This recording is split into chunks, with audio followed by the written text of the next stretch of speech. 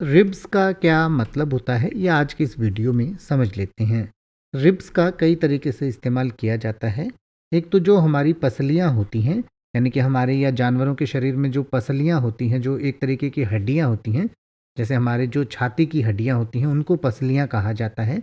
इसके अलावा पसलियाँ जो हैं वो किसी जानवर की जो को काट कर खाने के लिए जो मांस रिब्स का बनाया जाता है, यानी कि पसलियों को पकाकर खाया जाता है, तो उस मांस को भी रिब्स कहा जाता है। वैसे रिब का जो प्लूरल है, यानी कि एक से ज़्यादा रिब को हम रिब्स कहते हैं। और रिब का मतलब होता है पसली की हड्डी, पसली, कमानी, उभरी हुई धारी, पत्ते की नस, यानी पत्ते में जो नसें होती हैं उनको भी हम रिब कहते हैं। एक को एक से ज़्यादा को रिब्स कहते हैं। छाते की जो तिल्ली होती है, इनके छाते में जो तिल्लियाँ होती हैं उनको भी हम रिब्स कहते हैं। एक से ज़्यादा को एक को रिब कहा जाता है। जहाज की मजबूती के लिए जो मेहराबदार लकड़ी लगाई जाती है उनको भी रिब कहा जाता है। एक से ज़्यादा को रिब्स कहते हैं। रिब का इस्तेमाल वर्ब के रूप में भी किया जाता है। तो वर्ब के रूप में रिब का इस्तेमाल जब प्रेजेंट इनडेफिनेट टेंस में ही, शी, इट या सिंगुलर थर्ड पर्सन के साथ करते हैं तो रूल के अकॉर्डिंग उसके साथ एस लगाते हैं, जिससे रिब्स बनता है।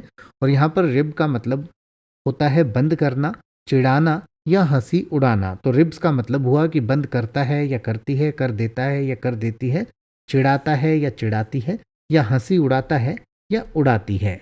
जैसे कि अगर आप ये कहना चाहें कि एक बार वास्तव में उसने उसकी पसली को तोड़ दिया था, तो आप कहेंगे once he had actually cracked her rib.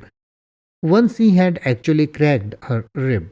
या अगर आप ये कहना चाहें कि सीढ़ी से गिरने पर उनके बेटे की पसली टूट गई, तो आप कहेंगे his son broke a rib when he fell of a ladder. His son broke a rib when he fell of a ladder.